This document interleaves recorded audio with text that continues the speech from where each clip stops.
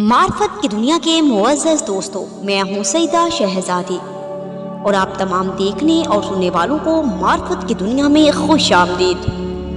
ناظرین گرامی، پاک پیغمبر حضرت محمد مصطفیٰ صلی اللہ علیہ وآلہ وسلم کی حدیث مبارکہ ہے کہ جب مسجد اقصیٰ کو شہید کر دیا جائے گا تب امام مہدی علیہ السلام کا ظہور ہو جائے گا۔ اب مسجد اقصیٰ کو شہید کیے جانے کی تیاریاں عروج پر ہیں۔ وہ سرخ گائے بھی اسی ماہ ذبح ہونے جا رہی ہے۔ حماس نے دعویٰ کرتے ہوئے پوری دنیا کو وارننگ دی ہے کہ سرخ بچڑا آ چکا ہے اور مسلمانوں کے خلاف شدید قسم کی جنگ کا آغاز ہونے جا رہا ہے۔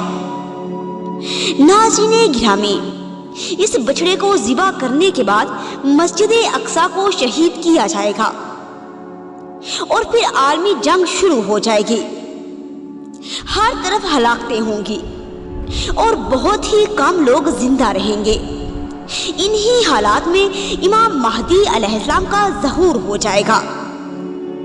آپ کے ظہور کے بعد امن و امان قائم ہوگا، جیسا کہ احادیث شریف میں بتایا گیا ہے کہ امام مہدی علیہ السلام اپنے ظہور کے بعد زمین کو عدل اور انصاف سے پر کر دیں گے۔